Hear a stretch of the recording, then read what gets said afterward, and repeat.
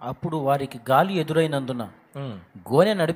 దోణి నడిపించుటలో వారు మిక్కిలి కష్టపడుచుండగా ఆయన చూచి రాత్రి ఇంచుమించు 4వ జామున సముద్రము మీద నడుచుచు వారి యొద్దకు వచ్చి వారిని దాటిపోవలనని ఉండెను.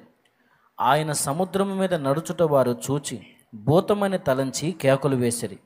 అందరూ ఆయనను చూచి తొందరపడగా వెంటనే ఆయన వారిని పలుకరించి ధైర్యము తెచ్చుకొనుడి, నేనే, భయపడకుడని చెప్పాను. ఆ రోజు యేసు ప్రభు వాళ్ళతో లేడు. వాళ్ళు సుడిగుండాల మధ్యలో చిక్కుకున్నారు. దేవుడు ప్రేమించి వాళ్ళ మధ్యలోనికి వచ్చాడు. అంతవరకు బాగానే ఉంది. అసలు యేసు లేకుండా వాళ్ళు ప్రయాణం ఎందుకు మొదలుపెట్టారు? ఇప్పుడు వాళ్ళు వచ్చింది యేసయ్యతోనేగా. సువార్త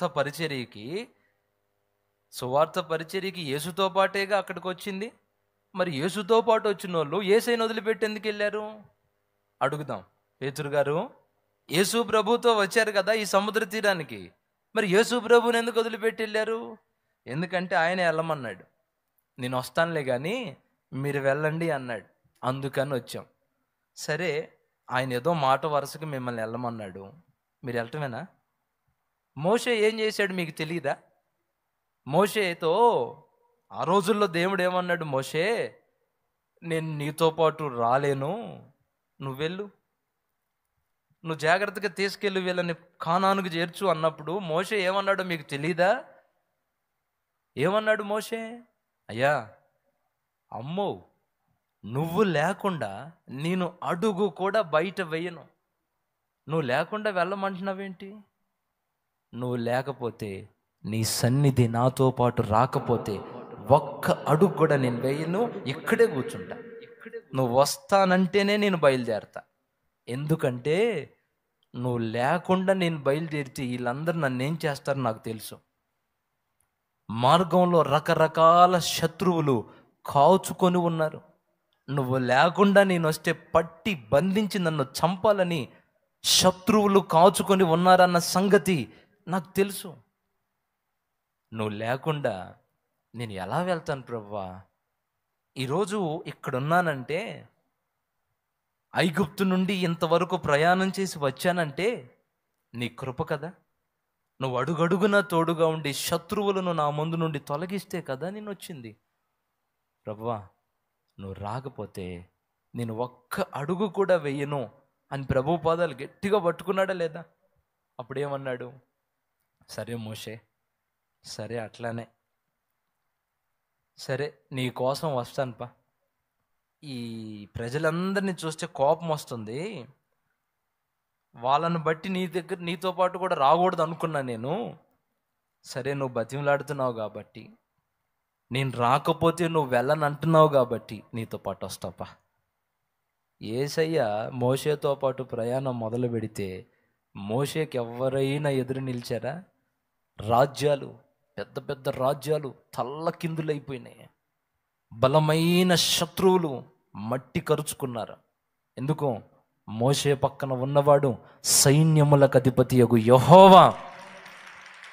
ఆయన శక్తి సామర్థ్యాలు మోషేకి తెలుసు. గనుకనే నువ్వు నాతో పాటు రానంటే నేను వెళ్ళను అన్నాడు. మరి వీళ్ళేం చేశారు శిష్యులు?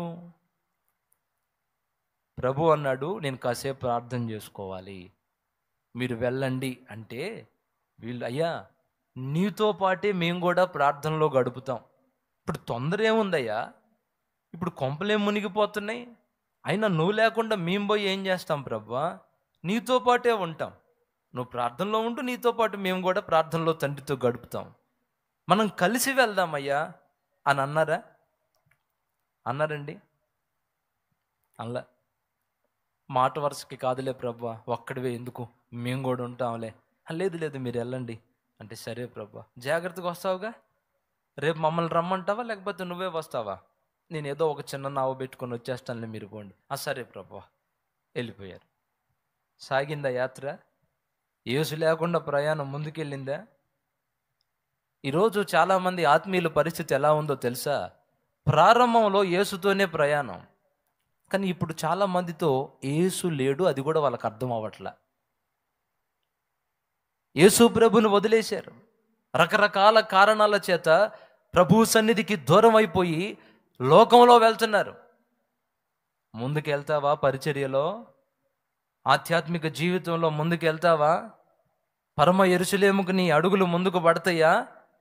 పడవు కదా. వాళ్ళు యేసయ్య బలవంత పెడితే వాళ్ళు కూడా ఏమనాలి? నువ్వు లేకుండా ప్రభువా మేము ఒక్క అడుగు కూడా వేయలేం అనాలా లేదండి? ఆ మాట అనాలా లేదా? వాళ్ళు అన్నారా? అదిగో అదే వాళ్ళకి తెచ్చింది సమస్య. కానీ షాలేమన్న ఏమన్నాడండి? అన్న ఏమని పాడాడండి? కావాలి కావాలి యేసు నువ్వే కావాలి, రావాలి రావాలి నీ సన్నిధి నాతో రావాలి, కావాలి యేసు నువ్వే. చప్పట్లు కొడతా పాడండి. రావాలి రావాలి నీ సన్నిధి నాతో రావాలి, నువ్వు లేకుండా నేనుండలేనయ్యా, నీ తోడు లేకుండా జీవించలేనయ్యా, అండా దండా నువ్వే యేసయ్యా, నా కొండ కోట నువ్వే యేసయ్యా, అండా దండా నువ్వే యేసయ్యా, నా కొండ కోట నువ్వే యేసయ్యా, కావాలి కావాలి నీకు కూడా కావాలంటే పాడు. యేసు నువ్వే యేసు వస్తాడు ఈరోజు నీతో పాటు. రావాలి మనసారా పాడు. నీ సన్నిధి నాతో రావాలి. ఎడారైన పుష్పిస్తుంది చల్లని నీ చూపులతో, మండుటెండ మంచవుతుంది నీ దర్శన వేళలలో, ఎడారైన పుష్పిస్తుంది చల్లని నీ చూపులతో, మండుటెండ మంచవుతుంది నీ దర్శన వేళలలో, ఆసైన శ్వాసైన నీవే యేసయ్యా, నా ఊసైన ధ్యాసైన నీ మీదేనయ్యా, ఆశైన శ్వాసైన నీవే యేసయ్యా, నా ఊసైన ధ్యాసైన నీ మీదేనయ్యా, నువ్వు లేకుండా నేనుండలేనయ్యా, నీ తోడు లేకుండా జీవించలేనయ్యా, అండా దండా నువ్వే యేసయ్యా, నా కొండ కోట నువ్వే యేసయ్యా, యేసయ్యా, అండా దండా నువ్వే యేసయ్యా, నా కొండ కోట నువ్వే యేసయ్యా. హల్లెలూయా.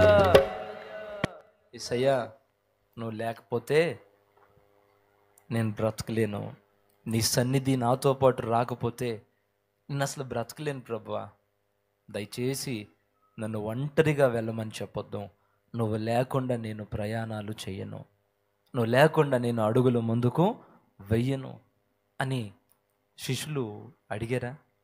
ప్రభువుని బలవంత పెట్టారా? లేదు. వెళ్ళండంటే సరే అని వెళ్ళిపోయారు. సమస్యల మధ్యలో చిక్కుకున్నారు. ఈరోజు నా ప్రియ దేవుని బిడ్డలారా, ప్రతిరోజు ఉదయం లెగవగానే ప్రభు పాదాలు పట్టుకుని నాతో పాటు రా ప్రభువా, నేను ఎక్కడికి వెళ్తుంటే అక్కడికి నాతో పాటు రా. ఈరోజు బాప్తిస్మం పొందిన వాళ్ళకి ఒక 4 పిల్లర్ లాంటి విషయాలు చెప్తాడు షాలేమన్న. అపోస్తుల కాలంలో ఆనాటి విశ్వాసులు ఆ పనులు చేశారు. ఆ రోజుల్లో బాప్తిస్మం పొందిన వాళ్ళు 4 పనులు ఎడతెగకుండా చేశారంట. అపోస్తుల కార్యం 2వ అధ్యాయం 42వ వచనం మీరు రాసి పెట్టుకుని ఇంటికి వెళ్ళిన తర్వాత చదువుకోండి. వారు అపోస్తులలో బోధ యందును, సహవాసమందును, రొట్టె విరుచుట యందును, ప్రార్థన యందును ఎడతెగక యుండిరి. ఒక స్లాబ్ నిలబడాలంటే ఒక 4 పిల్లర్లు ఉండాలి. ఏ పిల్లర్ని పడగొట్టినా స్లాబ్ కుప్పల్లో కూలిపోద్ది. 4 పిల్లర్లు నిటారుగా నిలకడగా ఉంటేనే స్లాబ్ నిలబడి ఉంటుంది కదా. అట్లానే బాప్తిస్మం పొందేవాళ్ళు మేము పడిపోకూడదండి, లోకంలో కలిసిపోకూడదండి అన్న కోరిక మీకుంటే ఈ 4 పునాదులు జాగ్రత్తగా చూసుకోండి. ప్రతిరోజు ఉదయం లెగవగానే ఎన్ని పనులున్నా, ఎంత లేటుగా ఒకవేళ లేచినా మొదట మనం వెళ్ళి దేవునితో గడపాలి, దేవుని సన్నిధిలో ఆయన పాదాలు పట్టుకోవాలి. ప్రార్థన చేయకుండా మీరు మీ పనుల్లోకి వెళ్ళమాకండి. వెళ్తే ఆ రోజు ఖచ్చితంగా మీరు ఏదో ఒక ప్రతికూల పరిస్థితిని ఎదుర్కొనే అవకాశం ఉంది. యేసు లేని ప్రయాణం సజావుగా సాగిందండి ఆ రోజు. అక్కడ ఏదో ఒక అడ్డొచ్చేస్తుంది. గనుక రోజు లెగవగానే ప్రభువా నీకు స్తోత్రం, నాతో పాటు రాయ్యా అని ప్రార్థన చేసుకొని దేవుణ్ణి వెంట పెట్టుకొని మన ప్రయాణాలు మొదలు పెట్టాలి. ఆ తర్వాత దేవుని వాక్యాన్ని క్రమం తప్పకుండా చదవాలి. చదువు రాకపోతే ఈరోజు చక్కగా బైబిల్ అంతా చదివి అందుబాటులోకి వచ్చేసింది. వాక్యమైనా పెట్టుకొని వినాలి. క్రమం తప్పకుండా పరిశుద్ధుల సహవాసంలో ఉండాలి. ఆదివారం 100 పనులు ఉండనివ్వండి, సన్నిధికి రావాలి, ప్రభు యొక్క శరీర రక్తాల్లో చేయి వేయాలి. ఎన్ని? 4. 1, ఏ రోజుకు ఆ రోజు క్రమం తప్పకుండా ప్రార్థన చేసుకోవడం, బైబిల్ చదువుకోవడం, పరిశుద్ధుల సహవాసంలో ఉండడం. 4వది 100 పనులున్న ఆదివారం సన్నిధికి మిస్ అవ్వకుండా ప్రభు బలలో చెయ్యి వెయ్యడం. ఈ 4 గనక ఒక విశ్వాసి జాగ్రత్త చేసుకోగలిగితే అలాంటి వాడిని పడగొట్టడం సాతాను వల్ల కాదంతే. ఈ 4 ఏది లేకపోయినా ఆటోమేటిక్గా ఒక ఆత్మీయుడు పడిపోతాడండి. అందుకని ప్రేమతో చెప్తున్నాను, మీరు పడిపోకుండా దేవుల్లో నిలకడగా నిలిచి ఉండాలంటే ఈ 4 అనుభవాలను క్రమం తప్పకుండా సాధన చేయండి. అలా సాధన చేసి మీ జీవితంలో మీరు ముందుకు వెళ్తే ఆశీర్వదించబడతారు. మీ ప్రయాణాలు ఏమండి, మీ పనిపాటుల్లో దేవుని కృప తోడుగా ఉండి మీరు ఆశీర్వదించబడి దేవుని కృపలో ముందుకు వెళ్ళగలుగుతారు. హల్లెలూయా, హల్లెలూయా. యేసు లేని ప్రయాణం మనకి, యేసు లేని జీవితం మనకి వద్దు. ఈరోజు చాలామంది యేసయ్యతో గడపడం మానేశారండి. ప్రార్థనా జీవితాన్ని వదిలిపెట్టారండి. ప్రభువుతో పాటు అడుగులు వేయడం మర్చిపోతున్నారండి. నా మట్టుకు నేను నా జీవితంలో చాలాసార్లు ప్రభువుకి దూరం అయిపోయి, యేసు ప్రభువుకి దూరం అయ్యానన్న సంగతి తెలియకుండా కూడా రోజులు గడిచిపోయినాయి చాలా ఉన్నాయి. కొన్ని సందర్భాల్లో ప్రభు నాతో లేడు అన్న ఫీలింగ్ నాకు అర్థమవుతున్నా ఆయా ప్రాంతాల్లో దేవుని కొరకు మైకు తీసుకొని వాక్యం చెప్పాల్సిన పరిస్థితి కూడా వచ్చింది. అప్పుడు నాకు అర్థమవుతుంది, ఉన్నది చెప్తున్నాను, ప్రభువుకి నేను దూరం అయ్యాను, యేసు ప్రభు నాతో లేకుండానే ఈరోజు నేను మాటలు చెప్తున్నాను అని నా ఆత్మీయ జీవితం నాకు అర్థమవుతుంది.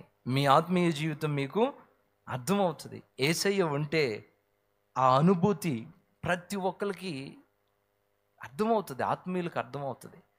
ఆత్మీయులు కాని వాళ్ళకి అర్థం కాదు, ఉన్నా అర్థం కాదు, లేకపోయినా అర్థం కాదు.